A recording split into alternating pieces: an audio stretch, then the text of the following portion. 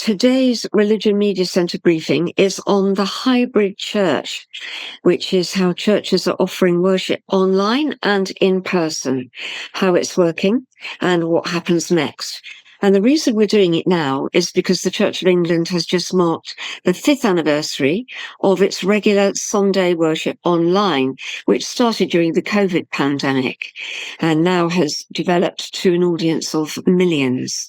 So we have a panel here to contribute to the discussion today, and they are Professor Scott Thumma, co-director of the Hartford Institute for Religion Research in Connecticut, the Reverend Dr. Peter Phillips, Programme Director for the MA in Digital Theology and Tutor in Theology at Spurgeons College in London, the Reverend Tony Miles, Superintendent, Minister and Team Leader of Methodist Central Hall in Westminster, and a well-known broadcaster and friend of ours. Ben Sims from the National Churches Trust, your Head of Fundraising and Public Affairs there, and Amaris Cole, Head of Digital at the Church of England. So thank you all for calling. I know there are people on the call I haven't called out there who want to make a contribution, and we will come to you. Please do write your questions in the chat box to make sure that we hear what you've got to say. But I'm going to start with you, Amaris, if I may. Tell us about this online service that you offer week by week, for those who may not have seen it. Is it a camera on a tripod at the back of the church, or is it specially produced? What is it, and how do you put it together? Yes, so these national online services began when many of our buildings had to close their doors during lockdown, and we wanted to offer something nationally to gather people together to worship each Sunday, alongside training our local churches for those who are able to offer live streamed and pre-recorded services as well during that time. And we actually trained about 8,000 church leaders during that first year of the pandemic to use digital to engage with their communities. But this national online service features a different church each Sunday, a range of different style of worship, and is created for that online community who still continue to engage with us each Sunday. While it started as something that we thought was just for the pandemic, actually we still have a regular community who come along, who join us each Sunday and engage with that worship there. And these are a range of people who, for many reasons, cannot attend their local church, whether that's through long-term illness, accessibility reasons, whether they are shift workers, whether they are carers. We hear a lot of care homes streaming our services, and prisons as well. So they're a group of people who we may not have been able to reach beforehand, and who we're really, really delighted to engage with each Sunday now. What's the broader picture in the Church of England? How many individual parish churches also put their service online in some shape or form? Since the start of the pandemic, we've had more than 30,000 online services listed on achurchnearyou.com, our church finder tool that helps people connect with their local church. Now we've got around 3,000 services being listed on there, but our research suggests that around 30% of our churches are still offering some kind of church at home offering to their communities, alongside, of course, the regular in-person services and events. And on achurchnearyou.com, that church finder tool I mentioned, last year we saw 200 million page views from the public to that site, which shows a real interest in the public to find a local church to engage with for a whole range of reasons, whether that's to attend in person or to engage with online. Tell us something about the discussions that you have in the office about this. Was there resistance to starting it? Now it's started and you have millions of people accessing it. Are you surprised? Are you anxious that you've unleashed something that you can't totally supervise? It's a group that we feel really privileged to be able to engage with each Sunday. They're across the country, across the Diocese of Europe and beyond. And as I said, these are people who may not be able to engage with us in another way if we weren't to offer this. Of course, it's a real privilege, and it's a lovely challenge to have, to think about how we can continue to engage this community, to encourage those to attend their local church if they're able to, for those people that perhaps at Christmas and Easter might be joining for the first time and might be encouraged to attend a local service, but to actually kind of honour the community, that online community that has formed. This group often join the service about 20 minutes before it begins on YouTube and are chatting in the comments about the kind of things that you would talk to someone in your church building about on a Sunday morning. They're talking about their health, they're sharing their prayer requests, they're saying about their families' exam results. It's a real community and a lifeline. We hear constantly it's a lifeline for many of those who join us. Is there a chap into this community? Is there a member of a clergyman who's been put in charge? It's something that we're really exploring. At the moment, we have a number of lay and ordained people across the organisation who work with us, who lead the group, who look at the services to make sure that we're representing the breadth of the Church of England. So at the moment, it's a group of us, but there is always someone from the digital team in the service each Sunday. It's not a video that we just schedule and posts out and we forget about it. It's a community that we're a part of, that we are answering their questions, that we're sharing links, that we're liking comments as well. And there's a range of other things that we've put on to encourage this group with their faith. So you might have seen the Everyday Faith app that we've just launched so that we've got something for people on Monday to Saturday as well as this Sunday offering as well. Thank you for explaining all of that. And going to the Reverend Tony Miles now at Methodist Central Hall in Westminster. And you also put your Sunday service online in COVID. Were you doing it before, or was it COVID that prompted it? Welcome, everybody. It's lovely to see you. No, it was COVID that launched us online because we suddenly realised, of course, we had no contact with the congregation. And immediately, right from day one, we tried to do something from our chapel, first of all, very badly for a couple of weeks. And then I remember meeting with somebody at the Science Museum about something called a smart stage. Our outsourced partners here at Methodist Central Hall were trialling this new technology, and they offered it to us for free. We used it, and we managed to get up and running. If you can imagine, it was a stage that pulls together various sources, and it was put together more like a television program and worship. But we decided that we wanted to do something in our chapel. Although Methodist Central Hall sounds like it is the Methodist church, it's just if you like, a cathedral of Methodism. It's a local church as well. And it's that local church that wanted to keep its worship going. And also, it's very expensive using the smart stage once they stopped offering it for free. So we whilst we were using it, we managed to put some kit into our chapel. And during lockdown, we were serving not only our local church, but many other people from around the connection and around the world. I think our highest daily view was nearly 20,000, averaged at one point around 8,000. But then as things settled down, as other churches managed to get online, we found that we've ended up with a weekly live view of about 200 people, and across the week about 1,000 people. So if you just take that live view at 9:30, we've doubled our congregation, if you like. So and those people have been people who are, as has been said earlier, housebound, people from around the Methodist Church whose churches have closed down, who've decided to connect with us, but also people globally. We have somebody from Sicily, somebody from Rwanda, lots of people from Australia, and these are people often in remote areas that haven't got a church. For some reason have connected with us, and we try to connect with them pastorally afterwards with a breakout group. And we use mchw.live. It's become our brand. We have a platform for it on our website, using YouTube. We don't use Zoom now. We did to start with. And it's a mixture of live service in our chapel, but also we feed in pre-recorded material as well. We made a conscious decision not to go down the hybrid route. And mainly, this is quite key for us, is mainly we weren't able to do it well from our great hall, and we didn't have the equipment to do it. But we also saw around and about some services that weren't put together particularly well, and you were almost watching worship rather than participating. And so we put something together that was very bespoke for lockdown, but because it proved to be so successful, we decided to keep the format, although we're hoping to bring in a hybrid version or a mixed version in due course, as and when we get the funds to do it. Just picking up on that point, Tony, Scott Thumma, one of our other panelists who's going to come on later, you used this phrase, Scott, where you talked about spectators in a church for an online worship.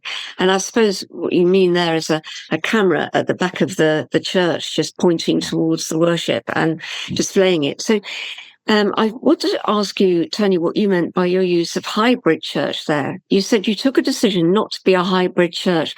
And for you, that means plonking a camera at the back of the church and pointing it towards the front. It's probably the way I'm using the term, but a lot of churches do put cameras in and they're literally recording a service taking place. That in a big church for us is logistically quite difficult because you've got to stage manage the whole thing and it's quite difficult. I'm a broadcaster. I suppose what I've done is put a live worship on radio, on television, and the music we play in is often music that's recorded from our services and put with words that come up on the screen, or we use pre-recorded material. But we also have live contributions towards it. So it's hybrid in a different way, but not recording a service of worship that's taking place. For me, it's very personal because you're talking to the people who are tuning in.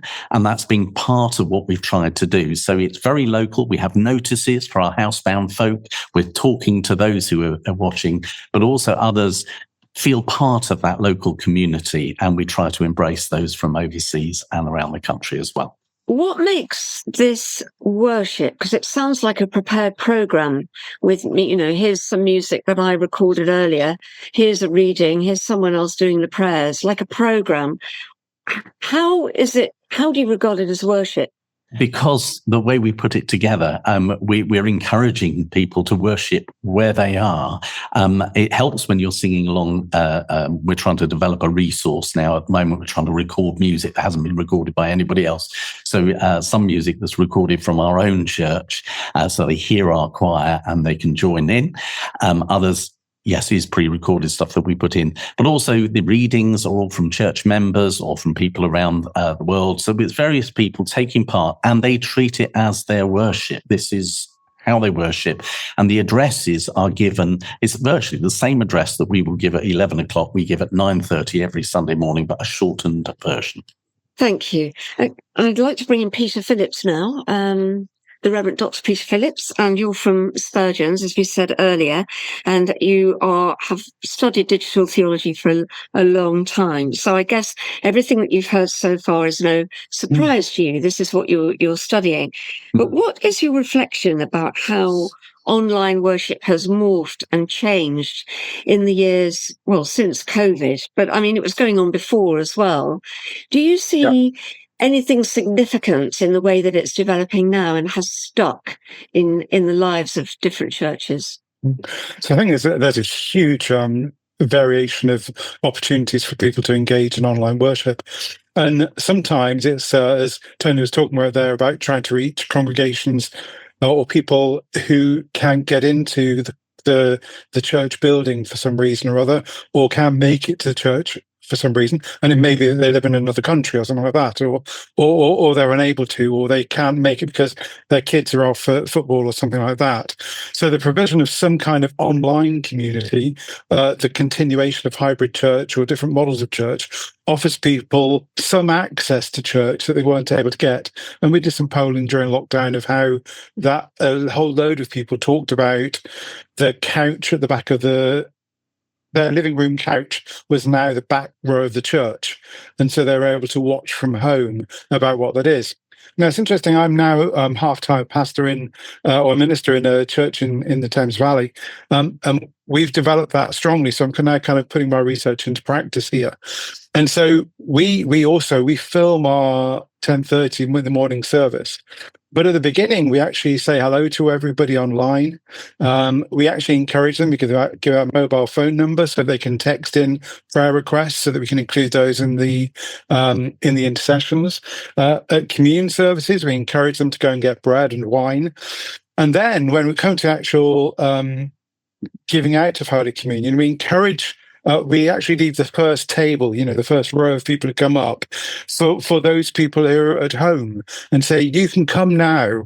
You're present here with us, and they eat their bread and wine at home, but they are visibly kind of there in the church by there being no table. Nobody's at the rail, and I then say a blessing, and kind of then just send them off.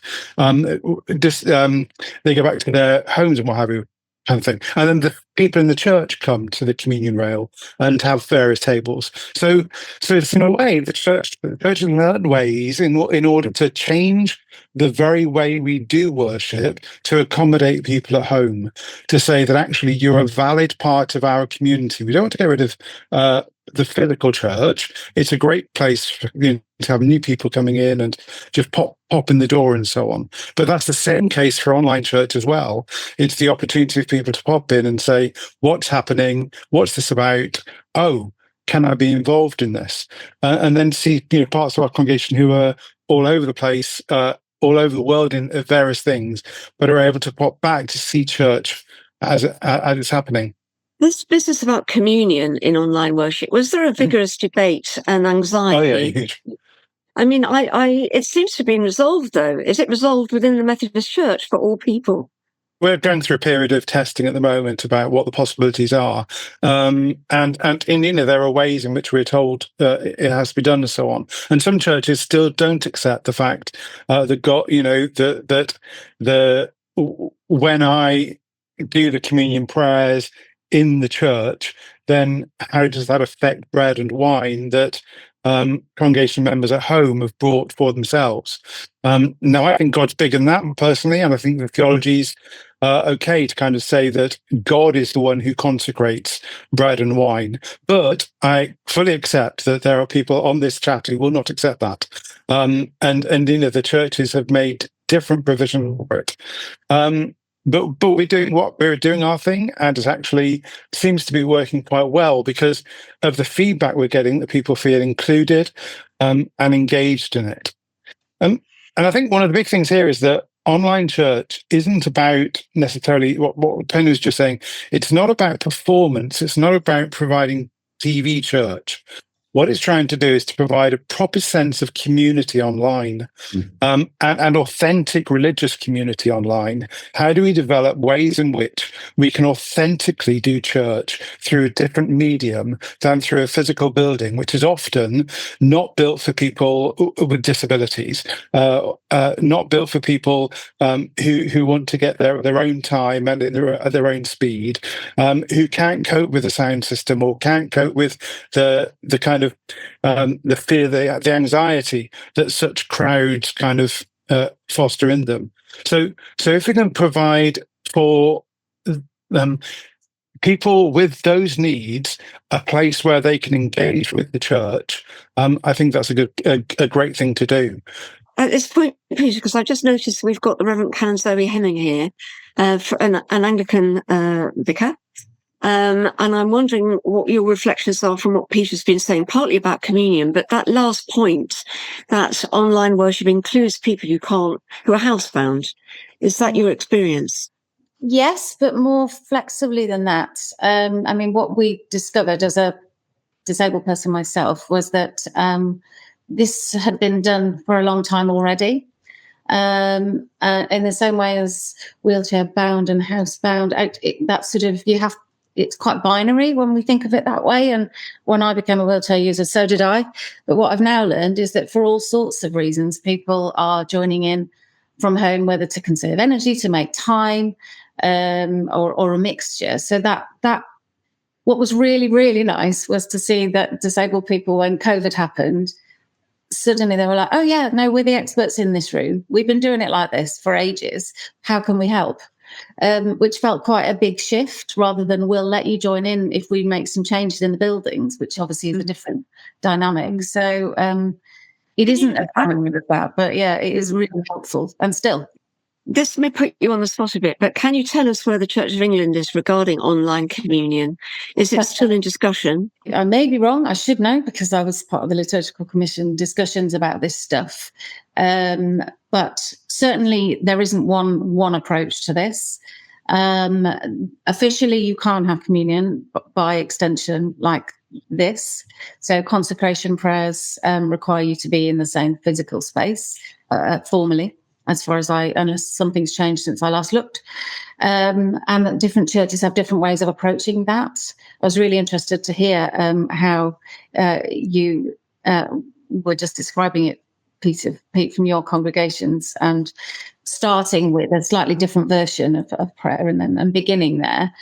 But I don't think there is one way of doing it. And I think that's the same for gathered churches in every other, Anglican is a very broad denomination. And I am always flabbergasted that everybody thinks they're doing it the right way and everybody's doing it differently. So I think local practice always is really, it's what happens, isn't it? Thank you. Now, Professor Scott Thumma, joining us from the USA, and everyone else who's been on the call, do come back to other things that you've heard people say, and we'll have a discussion after this. But I think this would be a really interesting interview with you, Scott, and introducing you to perhaps people on the call in this country. You have done 5 national studies of what's happened to congregations since COVID. In fact, you've described this period of life within the church as long COVID within the church. Can you tell us something about the surveys that you've done and what you've found, perhaps from the most recent one, the changes that you've discovered? Sure, and thank you very much for inviting me, Ruth, and hello, everyone. At the Hartford Institute for Religion Research, we study congregational life, and in 2021, we got a large grant to follow U.S. congregations as they came out of the pandemic over 5 years. As you said, we've done national surveys. We've also done a clergy survey. We did 82 case studies of congregations, and now we just finished a 25,000 attender survey. So we have the member views and that sort of thing. And all of that can be found on our website at covidreligionresearch.org. In the U.S., there's about 375,000 congregations. And in 2023, when we did our last national survey, only 2% of those were online only. So relatively few, but about 73% of congregations in the U.S. Had some form of hybrid worship that's in person and streaming or archived online. That's a huge shift from pre-pandemic, when really about 20% were really using it regularly. And of those folks who are offering hybrid worship, we asked them if they were planning on doing that in 5 years into the future, and about 80% of those said that they saw themselves continuing this. So it's been a real shift in how congregations deliver religious goods, right, and put on their services. I tend to talk about hybrid worship because relatively few of those congregations are really doing hybrid church, right? They're not delivering fellowship, and they're not delivering education, and they're not delivering all the other dimensions of congregational life, oftentimes virtually. We've also found that, as has already been talked about, there's less use of online if the tradition is more liturgical. It's also true that the larger the congregation, the more likely they are to be doing it. But and also, the preference is still in-person worship. And so you have these tensions within the congregations about who's online, who's in person. But being online and being robustly into the technology is strongly related to congregational growth. It's related to congregational vitality. And yeah, so I think that all tech use is up, but definitely that is true. What evidence is there that the people who watch a service online then join the local congregation in person? That's the ideal in some ways. and you see certain congregations. I've studied megachurches for 30 years, and many of them have always seen their online presence as an attraction to bring people into the life of the congregation. But what we're finding with this new survey that we've done of attenders, which isn't really out yet, this is new stuff. But there's about 7% of attenders say that they're primarily or exclusively online worshipers, that they're not ever going to come in person. There's 19% or so that are a mix of both online and in person. So it maybe a quarter of congregational attenders exhibit or participate in worship online at some point. And usually it's for convenience. It's because they're ill or they're homebound, or they say time and work schedule are the reasons. But a lot of it comes down to convenience. And I think that's a little bit of a challenge for local congregations as well. You mentioned earlier, what can you tell us about hybrid church? Different to hybrid worship. What have you discovered when you've asked people questions about their church life, their community suppers, their prayer meetings, and so forth? What have you found about that? When we looked at it from the side of sort of the leadership, the congregational leaders, the more people they had online, the less likely they were to have all the volunteers they need, the lower their per capita giving was, right? So it does pull people away from a kind of robust in-person reality. At the same time, the numbers go up, if you have more folks there. But we also asked those people who worship only online, how do they do it? Right? You can't actually go into their homes and observe what's going on. And it was really quite interesting. About half participate in online services by themselves. And 62% say that they're participating in worship while they're also doing other activities, cooking breakfast or taking care of the kids or whatever. And so I assumed that would also kind of diminish their commitment and engagement, and they'd be more spectators. But in fact, what it looks like is that they're also engaged in singing and praying and reading along with what's going on screen, while they're also multitasking and cooking breakfast or taking care of the pets or something. So it's a really mixed bag that we don't fully know. Because, again, it's difficult to observe that. Can I just ask you again about mega churches? You've written books about mega churches as well. And what you've observed about the way that mega churches worship, because this is, well known to us, the great American churches have followings over here. And they're like rock concerts, aren't they? With strobe lights and dancing, but also you have these charismatic experiences that are engendered that you can see in front of you on the screen. So what happens when people are spectators and look at that? Do they share these charismatic experiences? What happens to religious experience when you're looking at something like that?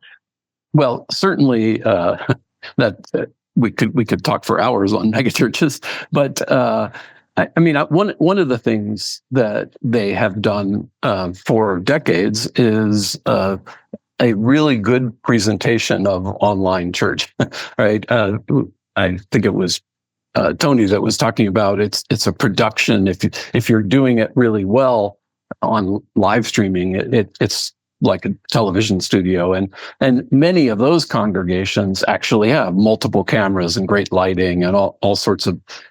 It's all scripted and down to the second, and so it is an attractive presentation. And my years of talking with megachurch attendees, they really, because it's done so well, and the clergy person talks to the camera and connects with the viewers, you really do pull people into the charisma and into the excitement of the meeting itself, even if you're worshiping online. And some churches like Life Church .tv is probably the premier example. They've created their own digital platform that has music and preaching, and then they have a chat feature. They have a whole worship team that's just for the online presentation and instantaneous translation. So they may have tens of thousands of people from all over the world, all speaking their own languages, but coming out with whatever language the viewer is looking at. It's really a phenomenal platform, and they make that platform available to anyone. Thank you. I'm sure that people on the panel will have questions for you, and I'm going to invite you to put those questions in a moment. But before we do, Ben Sims, you've joined us from the National Churches Trust, and your job is to repair and maintain church buildings. And I'm wondering if you feel threatened in any way by this notion of the church not being in a building, being online. Well, I don't personally feel threatened, but I think there's certainly a concern for churches. It's interesting that Scott mentioned that statistic, 7% of people worshipping exclusively online. We've found in our own polling exactly the same figure. If a church closes, 7% of people say they will continue worshipping online at another church, but almost a quarter of people will never attend church again if their local church closes. So there's a huge problem, which online doesn't quite cover. And in the UK, this is a huge crisis. It's quite a quiet crisis, and we're trying to raise awareness of it. In the last year, for instance, about 500 churches closed permanently, were sold, demolished, and a quarter of those congregations are gone forever.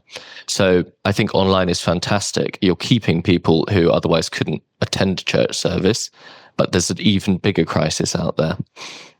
Do you think that perhaps there are some lessons to be learned from churches that have very few congregants, that if they put a camera in the back and they invite the local community to join in online, it may actually increase their numbers? I think that's really useful in extremely rural parts of the UK, England, Scotland in particular. We have this medieval legacy of wool churches in formerly thriving counties, Lincolnshire, Norfolk, which are now much more sparsely populated than they were. And there may be one vicar to go around. I met a vicar in Lincolnshire recently, one vicar for 17 churches, and about 5 people living near each of those churches. Certainly a good way to do it, rather than what they're currently having to do, where the entire congregation drives to a different church every Sunday and they have 17 hubs of community. And the problem that has is all the other stuff that churches do, all of the social impact, worth £55 billion a year in social good, volunteering, food banks, AA, Narcotics Anonymous. None of that can happen if you don't have the building as the sort of focal point for your community. Well, thank you very much for taking part in I think that's absolutely fascinating, actually, about rural churches. But now the floor is open to all of those who've been speaking to put questions to one another. Perhaps I could kick it off. Tony, I noticed you nodding your head when Scott was talking about bringing people in from the online community into the in-person worshipping community. Just put a question or tell us your experience there. Yes, obviously in-person is better. And one of the things that we are trying to do, there are some people who are engaging with our worship who will never come to us because they may be overseas or they may be housebound. And for them, that is church. But we are experiencing people who are connecting with us in different ways. Some have come into a membership, who stopped going to church, connected with us during COVID, and have ended up in the congregation. Some whose churches had closed down, were looking for somewhere, and were able, if you like, to shop online and find a community community that they could identify with. So we have actually had people come into membership. We're also trying to think through how we care for people who are, for example, housebound, who are not on our doorstep. And they've become very much a part of our community. I mentioned someone from Sicily. 2 members of our congregation have actually chosen to go on holiday to visit that person. And nice job if you can get it, to go and see her and join in fellowship in that way. So there are different ways that I think you can actually integrate people into the community if you're intentional about it.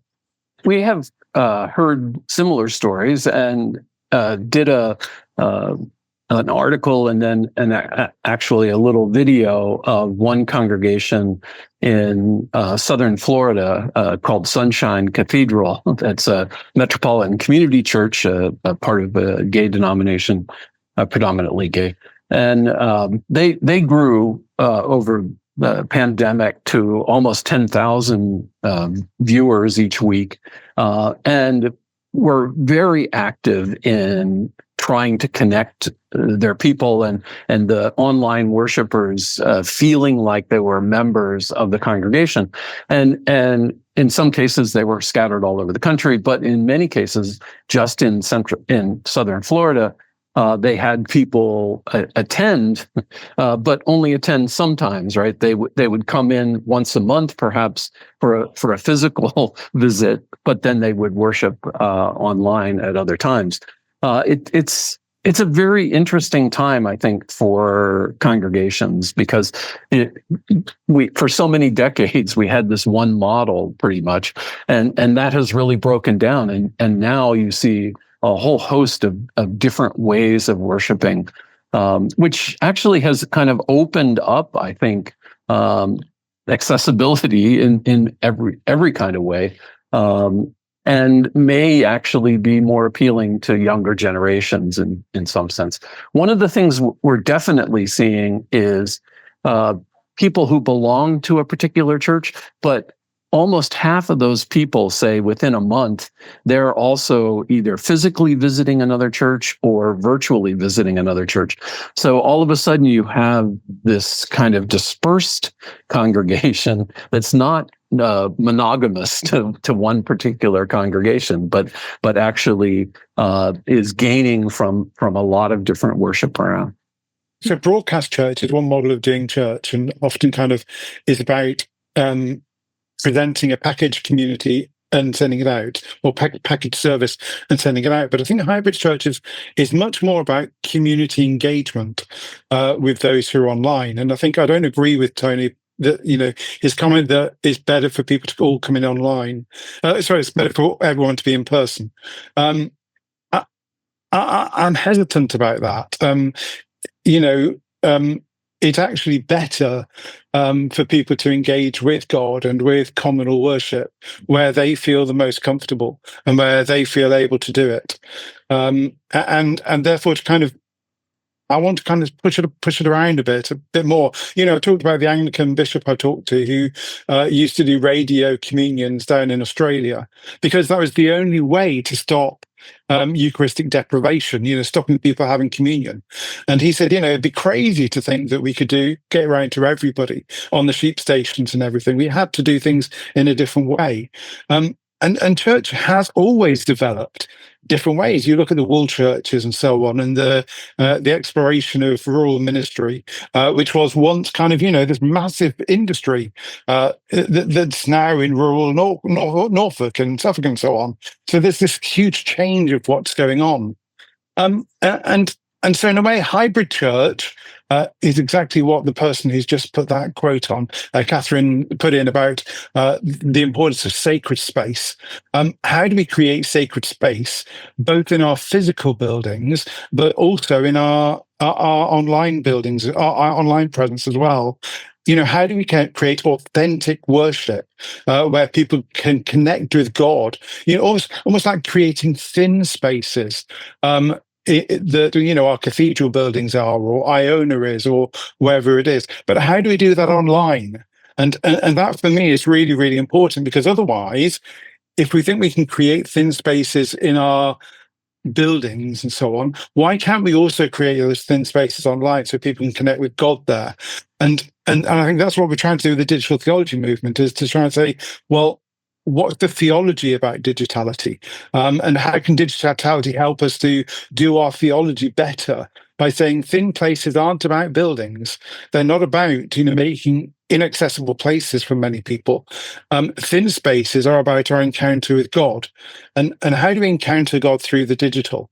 And for us, that's where hybrid church comes in, and it's the plurality of expressions of church, and so we've seen that all over the place through Messy Church, through Forest Church, through Anglo-Catholic communion, through Orthodox worship, through Methodist worship. We've got all of this plurality, and digital is just another context in the context to add to that plurality, which I think is worth it, and that's hybrid church. Some of it has just been said around it's not better for everyone in buildings. The default that's the best implies that everyone has the same experience in a building, and they don't. So seating is a really big deal if you're a chronic pain sufferer, for example. Temperature and general ease, which in the experience of myself and lots of disabled people, actually getting into the building, the thing you're most preoccupied by is not sacred space, but the distraction of your body and your pain. And so that is part of that. I'm a big fan of hybrid rather than broadcast. And that gives much more reality to the theology that is around. We trust that church is people. When one part suffers, all suffer. The weakest members are honoured more greatly. In the Corinthians body metaphor for God and diversity. But there's something which online allows, and it's here in a cathedral. I've experienced it to be also still true, because we think cathedral big, but quite often when it comes to being community, sharing authentically together, which is what church really is, around learning together about God, that small is beautiful. So we have a number of people, I would say a regular dozen, that join us in the crypt for morning prayer every day, and put their prayers in the chat. We know they are there, they know we are there. It affirms us that there's 4 of us there normally, but actually there may be 20 of us there, and we are speaking to one another, and that's really intimate. And I think there's also something really powerful that I've been learning around things like spiritual direction. This medium actually wants small groups or small gatherings to explore, to pray together. Silence works amazingly well. Mindful silence, silent prayer works incredibly well online, even though all of us were counterintuitively like, don't be ridiculous. But there's an intimacy and an authenticity that if you're in your bed, you haven't got your game face on and dragged yourself to church and are trying to sit and stand in a uniform way. Actually, we are more church when we are able to fully show up as ourselves, which, in spite of how much effort clerics and others put into making church, please come as you are, this is a place to be vulnerable and safe, experience isn't something we found very easy. And that hybrid model, and you are in my space now, actually is demanding of a certain level of intimacy and authenticity, which I don't think we get another way. Someone told me that Durham Cathedral, during the COVID pandemic, started an online prayer group, which is still going on. There are about 50 people in it. I know anyone know about that? Pete, you're nodding your head. This might be the good time to just address that before we go on to Tim. But that's right. There's a 50-strong prayer group that started in COVID in Durham Cathedral. That's not at all surprising. We are running our Lent courses, 3 different versions. One of them's fully hybrid. The best work I ever did, that's still very much going strong, is an online book group that started during COVID, and we carried on. And people, it happens, and we can bring in amazing speakers. So we had sort of Bishop Rose Hudson Wilkin come and speak to us for Black History Month, came and preached in a church of 40 people in Shropshire, because she could be there. So that those engagements, which are hybrid, work unbelievably well and give you a consistency, which people can join in a variety of ways, which is powerful. The Durham thing definitely happened. It was a true that they grew a kind of international community around prayer, but that's not abnormal. So Coffee Church Worship in Coventry, we started meeting in Costa before the lockdown, grew from 50 members to 750 by the end of COVID, and then had a big conference and so on about exploring it. And they grew like topsy internationally because of that kind of sense of engagement. And the other thing, their engagement rate was 85%. Now, would that all of our congregations had an engagement rate of 85%? People weren't just coming to church; they were, adding prayers during the week, or they were doing readings and so on, or they were sharing in an activity and so on. So that kind of engagement online is huge, and we mustn't kind of think that online is spectator sport. Online engagement with religion, as Tim Hutchings has said, absolutely crucial part of what we've been looking about research in the last 20, 30, 100 years kind of thing. The way in which church develops with the media culture that we live in. And the moment our media culture is digital. And the very fact that we've moved into that media and that the church is engaged in digital media at the moment seems right and proper, because this is a digital age. We were very interested in the earlier history of online church, like long before COVID came along. And I feel like there's a couple of different kind of trajectories or stories of online church. And one that we've heard about a lot here is the idea that online church is sort of a service for the housebound.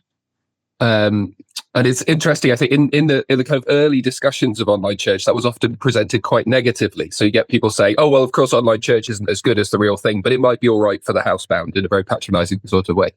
And if you looked at the real online communities that turned up, say 20 years ago, there was a really big chunk of people there who were in some way disabled and were physically unable to get to a local church. But that was probably about a third. And the rest of the people were there because they wanted to be, because actually online did a lot for them that their local church didn't do. And that included people who didn't want to go to a local church because they'd had bad experiences there. They maybe left a local church, and online gave them a kind of safe way to reconnect with religion.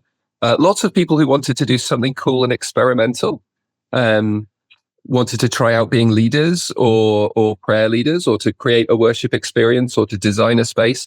And of course, these are overlapping groups. So you get lots of people who were disabled, they couldn't participate in a local church, or they had maybe neurodiverse people who found that online they could become not just participants, but leaders of community. And I think one of the things that's happened since COVID, my perception, is that there's this sudden dominance of the local over the online stuff. So all those little online communities, maybe they're still going on. But now we've got lots and lots of local churches saying, yeah, well, we don't really need to learn from those people. We'll just run our church on Facebook or whatever. And so we do get, as we've heard a little bit in this conversation, people running local communities saying, well, of course, local is better. And then not learning from years and years of experience of people saying, actually, online does pretty cool stuff too. Online, you can find people who will pray with you at 3:00 in the morning. Online, you can have a really good theological argument that goes on for 3 days about something that your local church finds very dull. Online, you can find people who will say, hey, if you want to run your own prayer service, let's give it a go and see what happens. And that's really attractive. There was a question about sacred space a moment ago in the chat. Well, the space becomes sacred online, and it becomes sacred when people are able to invest their emotions in it, their time. Just as a local church could be sacred to you because you say, well, that's where my mum and dad got married. That's where my grandparents are buried. That's where I went as a kid. And in the same way, an online space might be sacred because that's the place, that the chat room that people talk to you through that difficult thing that happened overnight 3 months ago. People invest in spaces, and so they become sacred. Do you share a frustration that the development of hybrid church has been slow? So a personal frustration for me is that I wrote a book about online churches, quite shortly before COVID. And at that point, when I looked at the scene, there had been all of these promises of 20 years ago that this was going to be the future, and it just obviously wasn't the future. The online churches had continued, but they remained fairly small, fairly niche. And then COVID comes along and completely transforms the picture, and suddenly every church is getting online and doing this. I think in some ways it's a frustration that some of the conversations are quite cyclical. I think that's a question I'd like to put back to the group. Of course, I was getting up towards a question there. My question is that we've got this very long history of experimental alternative online community worship happening. It's something the Church of England invested a lot of money in not so long ago. Are you still seeing that happening in your experience now? I think we've heard a lot from the panel about what seems to me to be fairly, and I'm sure Pete would jump in and say, no, you gave examples of experimentation going on in that local community, so that might be a counterexample. But where else are you seeing the kind of new alternative stuff going on in the online space? Or has it become rather safe, perhaps?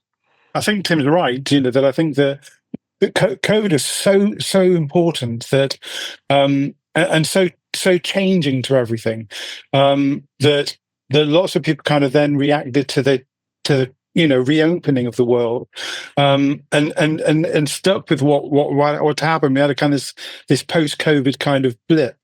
But I think there are issues now about what do we do about digitality in an online church, because we're going into a new space, a new opportunity. So Dave Adamson's meta church model, but there's also the kickback, for example, with the whole kind of analog church model, where people say, no, the digital church is simply taking us into Gnostic space, as it were, virtual space, and virtual, well, we believe in a real God.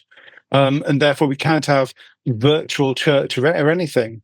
And so we've got a kind of very difficult place at the moment for there to be core developments. But, I know of 2 denominational conversations going on now about fully online denominational churches that are being developed. That'd be really interesting. Look at Sanctuary First up in Scotland, which has just stopped being a Church of Scotland funded organisation, but which is also providing this kind of ecclesial community all over the place. So there are experiments still going on. But I suppose most of the energy has gone into that post-COVID other thing, and we don't know what that is yet. Scott, can I just bring you in quickly? Where are the green shoots? Where are the new innovative ideas in America? I agree with Tim and Pete for sure. There is still experimentation. What I'm seeing more of is that a lot of that is more grounded in some sort of congregational reality, right? That there are some creative entrepreneurial clergy, but they're attached to a congregation in a way that 15, 20 years ago, Heidi Campbell and others were looking at sort of disembodied, right? I mean, they were virtual online congregations with little connection to a physical congregation. Now I'm seeing much more of that actual sort of hybrid expression based in congregational life, and you see that in the National Cathedral. You see that in all kinds of other expressions. I actually do agree with Pete, Zoe, and Tim and Scott with what they've been saying. I value the online community, otherwise we wouldn't have been doing 281 services since lockdown. I think when I was saying better, I probably need to qualify that. There are some who will never, ever join, and the online place is their place. But for us to sustain the ministry, we also need to sustain our churches, the small churches that are putting on an online community that people can go to, or larger churches that are trying to provide that. So we do need, I think it was Aramis in the notes said about a mixed ecology. I think we do need that. And we need to be encouraged encouraging one another. And also, we found we've got into a bit of a rut just recently because we've got a formula, it works. We need to be more creative. We need to be pushing the boundaries and finding new ways of doing it. And it's creating the space and the time and the church, physical church community to enable that to happen as well. Thank you. And the last word, Amaris, I would like to go to you for the last word, if I may, because somebody mentioned earlier that these online ways of doing things are particularly engaging young people, Gen Z. Yeah. Because we really see our national online services as part of our wider digital offering, which we're being as creative as we can be to reach different audiences that perhaps we're not able to reach through traditional ways. So we've got channels called The Way UK that you might have seen for teenagers engaging in a really different way and meeting people there. We're looking at gaming and how we can invest in that nationally. We're looking at prayer and our prayer resources across TikTok, Instagram, and Facebook are still our most engaged with content, if I can call it that, each day. There is such a space for people to engage with that kind of content.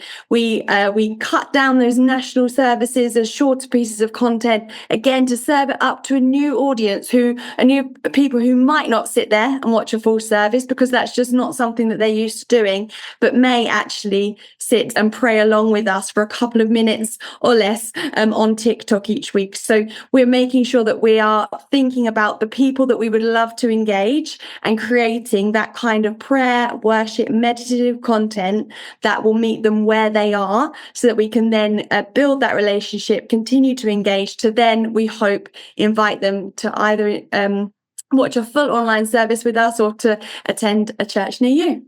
We need to talk about TikTok probably next, don't we? And everything else that you put in the chat box. But thank you very much indeed, everybody, for joining. And hope to see you on another occasion when we do another briefing on the topic. Thank you.